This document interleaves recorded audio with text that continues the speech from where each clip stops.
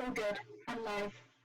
Okay, good afternoon, everyone. It's 1:35 here in London, and we're starting the afternoon stream of day 2 of the Youth versus COVID Global Online Hackathon. So it's a pleasure to be here again, and this time, as I promised, we have an incredible ethics speaker with us. Abhishek, thank you so much for joining us today. Thank you so much for having me. It's an absolute pleasure, and I'm looking forward to speaking and both hearing the questions that everybody has. Brilliant. So everyone, I know you're all incredibly busy, and all teams are working really, really hard. I have been jumping from one team to another. So it says the audio is a bit tiny. Yeah, it's just being turned up now, so it should be Okay, good. fantastic. So if the audio is good, let us know so that we can begin the talk, because this is a very important talk and I don't want anyone to miss that. Okay, it says that's better. Jordan, thank you very much. Let us know. So, okay, so we are going to do just one brief session, and the reason why today is not as intense as it was yesterday is I really want everyone working, and I know some of you are still in some of the design thinking process steps, which is brilliant, and I think I have been advising some of you to go out there and find the people you really want to speak to, because whatever it is that you're developing has got to be developed with the people who you are developing it for. And I cannot stress how important this is, that this is not some hypothetical project that you're developing, what if, or let's try and do this, but it actually addresses a real need. And so, as I promised to you, I will bring the best AI ethics speakers onto this program. And I have worked very hard to convince the people to really become part of this program, because I think this is really, really important that you understand the ethical implications of technologies like AI and machine learning. And it's really important that you listen from and hear from the best speakers out there. So it's a great pleasure to have Abhishek with us today. Thank you once again. And Sarah, whenever you are ready, let's show the talk, because I know it's going to be about 20 minutes, so bear with us for about 20 minutes. Watch that talk, and if you have any questions, please mention them in the comment section in YouTube, and we will read them out. I will be noting them down as the talk happens, and I will be asking those questions to Abhishek. Or Abhishek, if you have access to this YouTube stream, feel free to read the questions and then let us have a conversation straight after this stream. Sarah, are you ready? Yeah, you can just play it now. Excellent.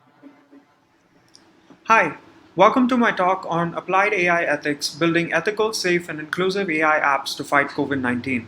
I'm Abhishek Gupta, the founder of the Montreal AI Ethics Institute and a machine learning engineer at Microsoft. So here's a quick overview of what we're going to be covering in our talk today. So I'm going to give a brief introduction to the Montreal AI Ethics Institute and myself. I'm going to give an overview of the recommendations that are going to tie all of the content in the presentation together. It's going to form the underlying thread for all the recommendations that I provide for the 5 challenge areas. And then we're going to dive into each of the 5 challenge areas, which is health and wellness, education, empowerment, supporting vulnerable groups, and the environment. What I'll do in each of those segments is going to talk about some of the ethical challenges that you might face when trying to build an AI-enabled solution for them, and give you links to a couple of concrete tools that you can apply to mitigate some of the harms that can arise from deploying an AI-based solution to address some of the challenges. Finally, we'll conclude with some of the opportunities at the Institute. If you find the content that we covered today interesting, you might be interested in some of the projects that we have ongoing at the Institute, and you might want to work together with us, and the information for that will be on there. I'll also highlight some of the reading groups that we have ongoing at the Institute, which is a great way to become involved with the work that we're doing, and at the same time build up your skills in this very important domain of AI ethics. Also, I'd like to draw your attention to the Twitter accounts both for myself and the Institute.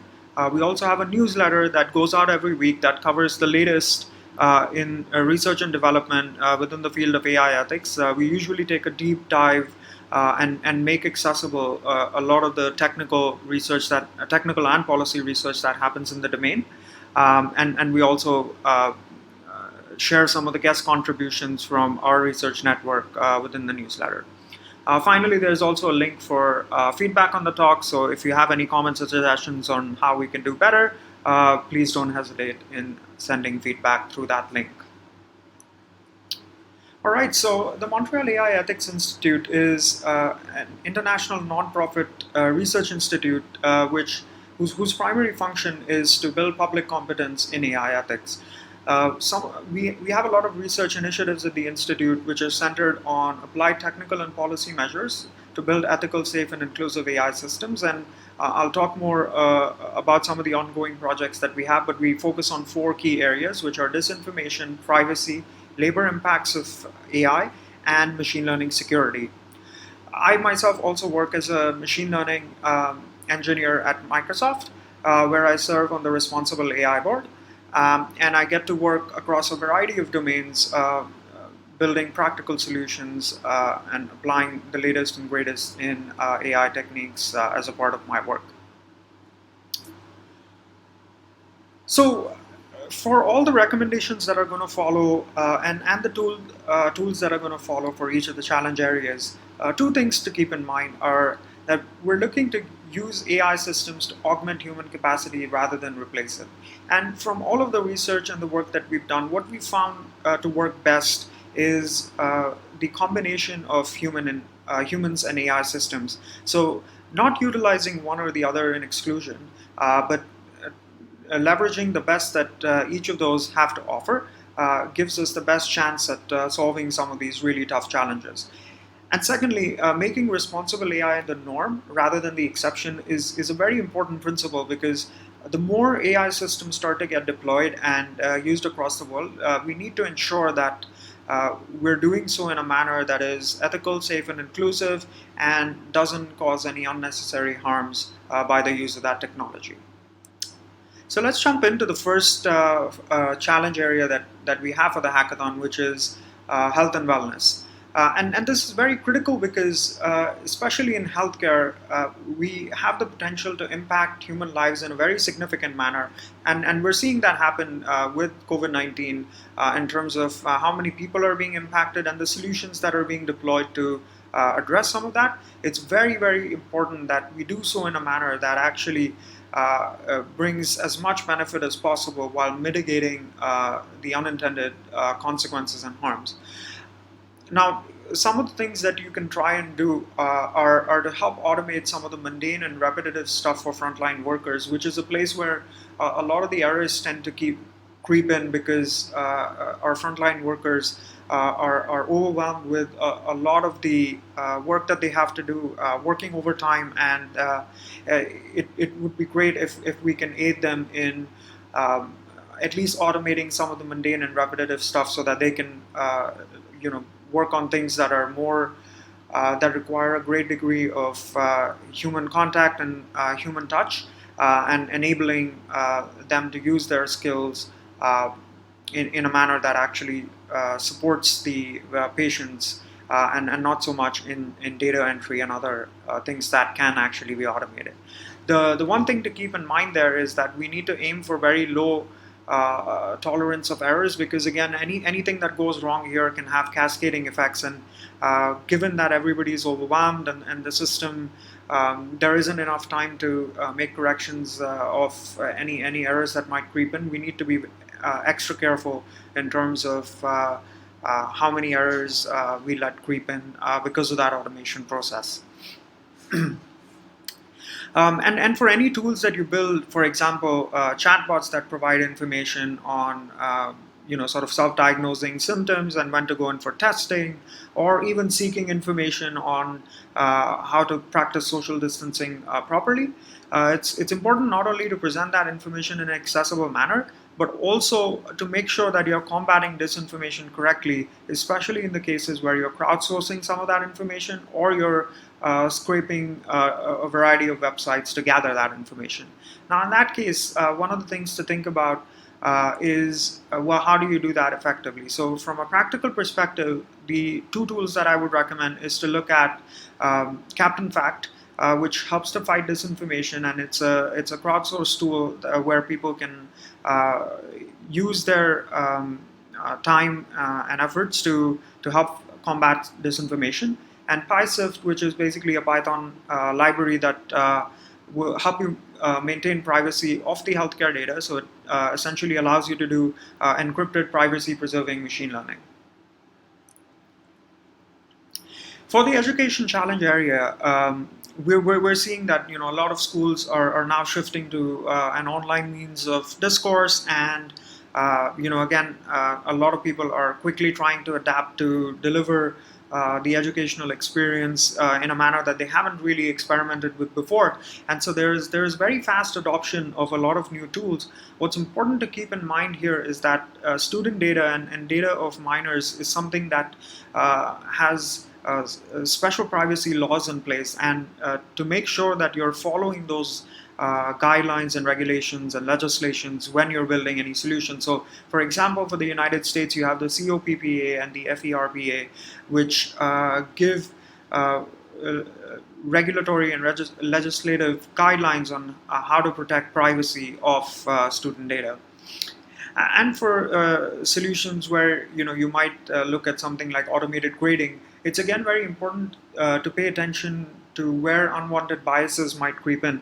And an example for that could be trying to ascertain the underlying elements in or the underlying linguistic elements from an essay, and then grading it based on that. But that might skew the solution towards grading only a particular kind of essays with a high grade and some others with a low grade based on prior historical data, which is something that human teachers are often cognizant of, and they recognize a difference in styles and how people respond and write essays and express themselves.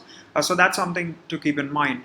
Some of the tools that you can use practically here are Facets, which gives you a visual understanding of bias in data sets, and the Equitas bias audit toolkit, which again gives you another set of tools to investigate bias within the data sets that you're using. Now, on the empowerment challenge area, one of the key pieces of technology that everybody is talking about, and if you're interested in this hackathon about COVID-19, you've definitely heard this term before, called contact tracing. Now, I want to say before we even dive into what contact tracing is and how it can help, that it is definitely a great complement, but it only works when we also ramp up testing and other medical infrastructure which would work together with the contact tracing solution, because any of these things in isolation aren't sufficient to combat COVID-19. So essentially with contact tracing, what we do is we try to figure out who a symptomatic or a carrier or an identified carrier of COVID-19 has been in touch with or has been in contact with recently, and then to alert those people to also get themselves tested and to self-isolate so that they prevent the spread of the disease further. Now, one of the biggest issues that's raised with a variety of contact tracing solutions is the issue of privacy.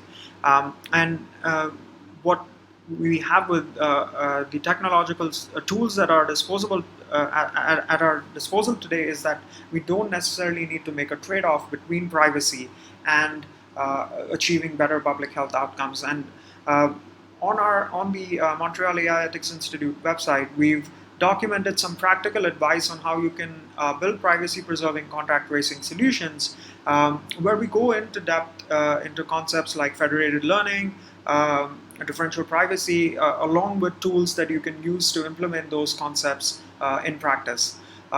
There's also the DP3T framework, which gives you another way of applying privacy preserving proximity tracing in a decentralized manner.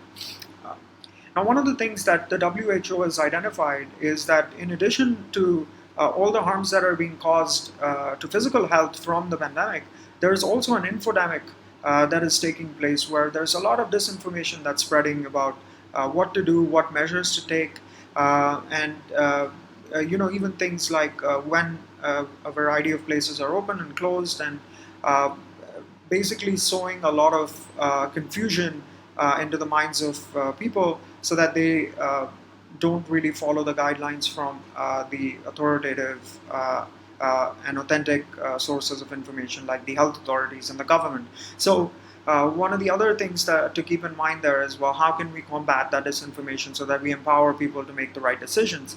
Um, Now, one of the areas that we're focusing on at the Institute is to look at neurofake news, which is fake news that is generated by automated means rather than having humans generate them.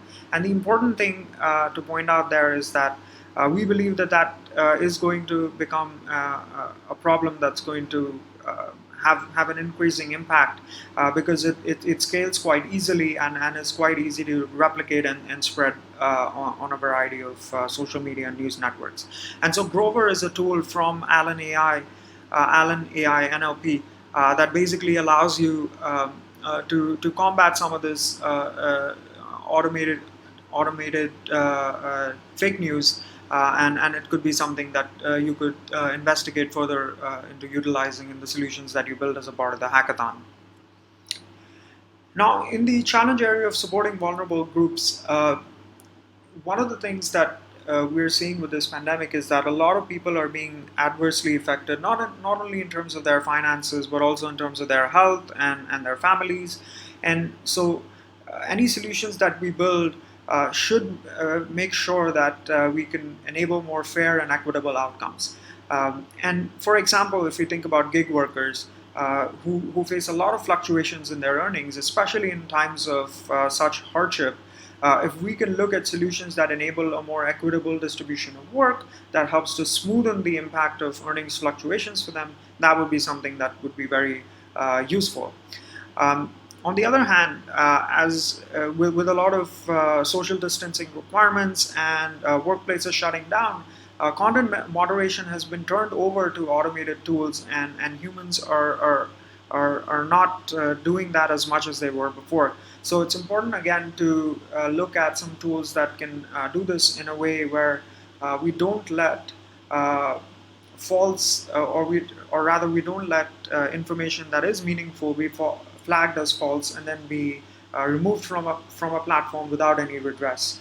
And to that end, the Azure Content Moderation tool, which helps you review images, text, and videos, offers a machine-assisted methodology for reviewing content, and allows you to set content filtering based on a variety of factors. And on the issue of fairness, you could look at the FairLearn tool, which is an open source tool that helps to mitigate some of the unseen fairness issues. In the environment challenge area, it's very interesting now that we're seeing that as human activity has started to go down, there is a marked decrease in some of our carbon emissions and the impact of climate change. But again, that is only temporary, and without sustained efforts, it's not going to be something that we see extend into the future unless we make active efforts towards it. So, some of the things that you can look into are visualizing the impact of climate change so that we can better move people to action. You can also look at measuring the impact of machine learning in terms of energy use. As a lot of you who are participating in this hackathon are probably aware that machine learning is something that's very computationally expensive, and getting a sense for what the environmental impact in terms of energy is when you utilize a variety of machine learning models is that'll help you to make reasonable choices when you're trying to balance, let's say, using a more complicated model versus trying to have a smaller impact in terms of the energy use. And so something practical that you can look at here is this paper that uses CycleGANs to visualize the impacts of climate change, and this carbon calculator that tells you how much energy the GPU is using based on the energy mix and the source mix at the time and place where your models are being trained, and it gives you a good sense for creating a statement from that that gives you an idea for what the energy and climate change impact is of the machine learning models that you're using. So again, as I had said in the beginning, if you have any feedback on this talk, like, we're very happy to hear from you, and you can do so at this link, which is also at the bottom of the slides. And now, quickly, if you found some of the areas of research and AI ethics that I mentioned interesting, really quickly, these are the four initiatives or four areas that we have ongoing at the Institute. So the first one is on disinformation, where we're looking at technical and design interventions to combat climate change related disinformation. And we have an interdisciplinary team that's working on it with backgrounds in media psychology, inclusive design, machine learning, newsrooms, human rights, and ethics experience.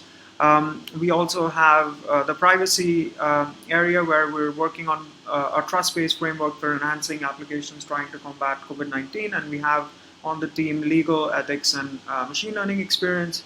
The other area is the labor impacts of AI. So we're working on building iconic demonstrations for galvanizing low-skilled workers to upgrade to the right skills for the future of work. And there we have ethics, machine learning, and inclusive design experience on the team. And finally, we have machine learning security, which is an emerging area where we're building cross-domain competence through educational tools. And we have cybersecurity and machine learning experience on that team. And in case you're interested in any of these areas and interested in working with us on that, please feel free to send an email to support@montrealethics.ai. And finally, if you're looking to just learn with us, we host weekly reading groups on these 5 areas. And we more than welcome people from any levels of experience and any backgrounds to be a part of that learning journey with us. And they're on the areas of disinformation, privacy, labor impacts of AI, machine learning security, and complex systems theory. And if you want to join in, please feel free to send an email to support@montrealethics.ai with the subject of the reading group topic, join request, and whichever area it is that you're interested in learning about. So that's it for the presentation from my side. I'm going to be sticking around for questions. I really appreciate you taking the time to listen to this talk, and I wish you all the best in the hackathon. Please take this opportunity to work with peers from across the world, learn from each other, and take this opportunity to build something that can really have a positive impact on the world. Thank you so much for your time, and I look forward to your questions.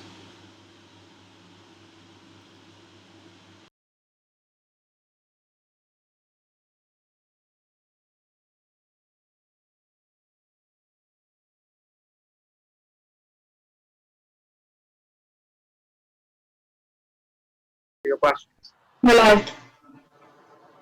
Wow, Abhishek, this is an incredible talk. Thank you so much. This is brilliant. I can see some teams are already asking you lots of questions, and I can imagine some of the teams would have gotten some ideas just on the back of your presentation. Wow, Abhishek, this is fantastic. An incredible talk. Thank you so much. This is brilliant. So I am here to read the questions. So it would be fantastic if you could address some of them. So we have Jordan asking you the first question. Could you give some examples of mundane, repetitive processes in the healthcare sector that could be automated? So yeah, I think when we're talking about the healthcare sector, one of the things that causes a lot of burnout for frontline workers is the work of data entry. And that's something that as the workers are overwhelmed and under duress, there tend to be more errors that creep in. And so if we can automate some of that data entry process, they can focus more so on taking care of the patients and being with them in person. Another one of the things is automated monitoring of vital signs, which is very important.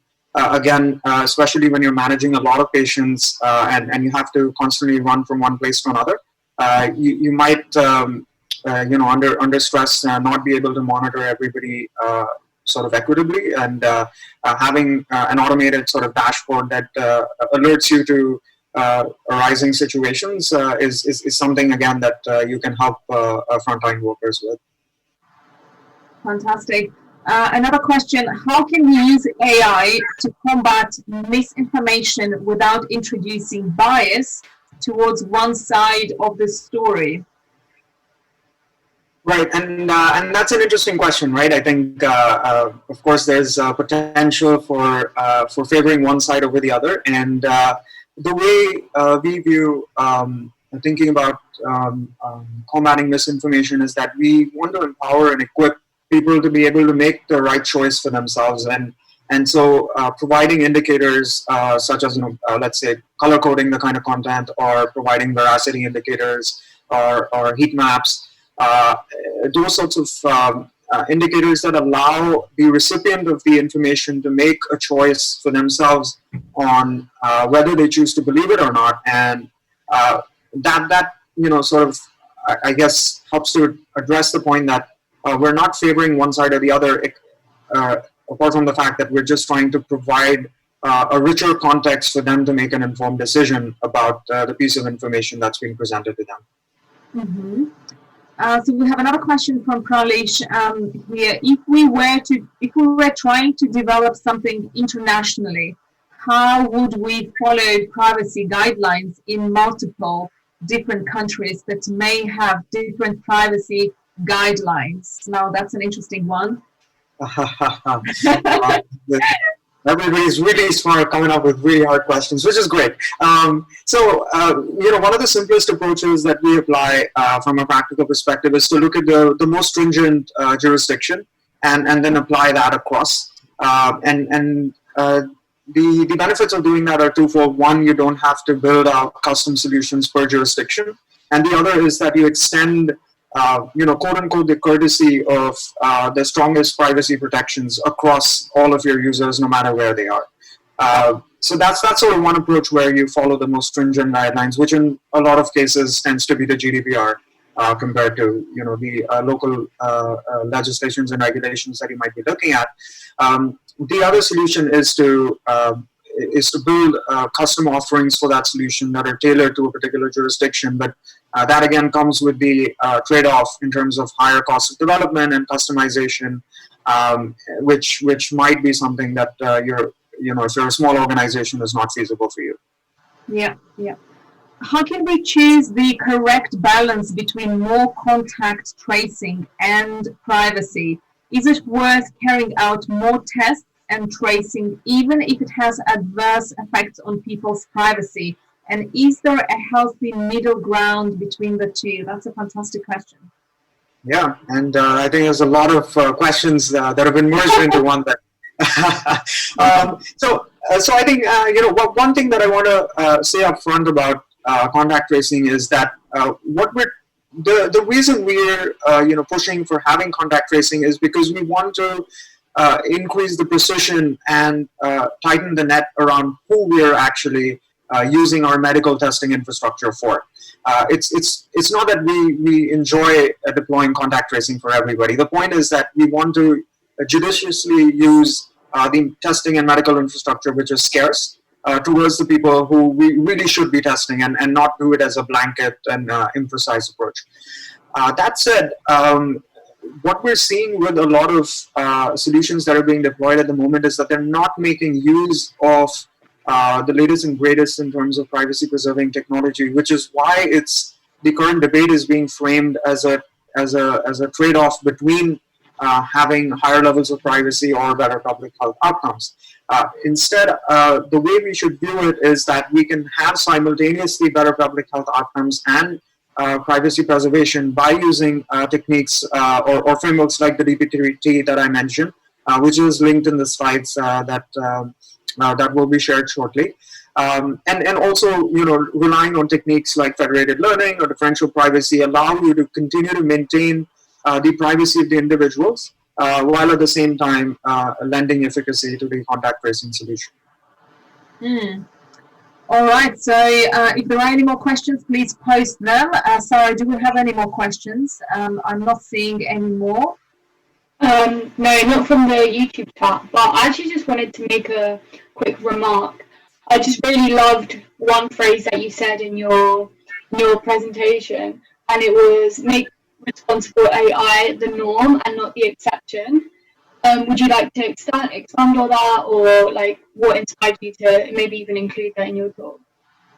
Yeah, no, absolutely. And the reason I put that forward is because when we look at all of this as an exception, it's almost a negative framing in the sense that we're viewing this as a special circumstance, and then we push to have all of these unique interventions where we try and nudge actors to incorporate some of these ethical best practices. Rather, if we viewed responsible AI as the norm, this would be something that everybody would practice from the outset, and the exception would be in that case having solutions that don't follow it. And I think the reason I also mentioned that is because increasingly, I think over 2018 and 19, what we've seen is that GDPR, for example, became a household name. It's never happened in the past where piece of privacy legislation was on the lips of everybody. I think part of it is because each of us got about 100 emails asking us to review their privacy policies, which is why everybody knew about GDPR. But more so that now that the consumers have woken up to some of these harms, there is a distinct competitive market advantage to be gained by following some of this, and thus reframing your business practices where you make responsible AI the norm is something that will just push you forward ahead of your competitors, and rather than thinking of it as a special case circumstance, even all the way from your everyday rank and file employees to senior leadership. Great, thank you. Fantastic. And so Abhishek, the questions that we always ask our speakers as well is, how did you get into AI and what brought you to this field of ethics, AI ethics? Some of our young people would like to study ethics as their core subject at university. And I think some of them find you can only really do this at master's level or PhD. Now, what advice would you offer to those who are really passionate about this field of ethics in technology or ethics in AI? So I think one of the things that I want to share is that it's not necessary that you come from a traditional background, be it in terms of academic or otherwise, to be able to pursue your interest and your willingness to contribute in this space. To give you an example, the work that we've been doing as a part of the Montreal AI Ethics Institute, we've built up citizen expertise through our public competence building efforts over the last 3 years. Where we have people coming from all sorts of backgrounds, both in terms of industry, academia, government, law, you name it. We've got people from a variety of backgrounds. We've got people from high school, young people such as yourselves who are listening in today. And it really the simplest solution there is to consistently engage with this kind of content, and also not hesitating in reaching out to people. What you'll find with this community, and one, it's a small but growing community online today, but also that there are a lot of people who are more than willing to help you, to guide you, to mentor you, and you should make the most of that opportunity. I think most people who are participating today are already go-getters in the sense that they want to make a change, and they have that drive and passion within them. And I would just say it's making an effort towards trying to reach out to some of these people and asking them how you can improve your skills in that space is something that you shouldn't hesitate in doing. And apart from that, when I started, we didn't have a lot of resources in this. More so today, there are a ton of good compilations of resources that you can rely on. There's certainly resources from the working client. There's resources from our institute, from Access Now, and there's just a variety of organizations that are doing that. And even as a part of this hackathon, just the emphasis on ethics and having a talk on ethics tells you that it's a very important topic, something that you should engage in. And make the best of the talks, and do reach out to the speakers. At least I can say for myself that I'm very open to hearing from young people and helping them out, and I imagine that's the case with everybody else as well. It is indeed, and thank you so much for your time, Abhishek, today. So I am going to let you go. We have had some fantastic questions from our young people. They all need to get back to work. I think your talk has inspired and sparked a lot of great ideas, and I will see them buzzing in their teams. So I'm really, really grateful for your time, Abhishek. So we are going to end the live stream now because I know young people need to go back and work. And everyone, we will reconvene here at 6 o'clock to hear from our last keynote of day 2. So thank you very much to all of those who have joined us live, and we'll see you soon here. Sarah, anything from you? Did I forget? No, just, yeah, we're going to be back here at 6. Just to let you guys know that Abhishek's videos are currently on our YouTube channel, so you can go and rewatch them, as well as all the other talks that we had this morning, like Luca's and Helen's. And yeah, that's it from me. Fantastic. All right. See you all soon at 6 o'clock. Thank you so much, Abhishek, once again. My pleasure. Thank you. Thank you.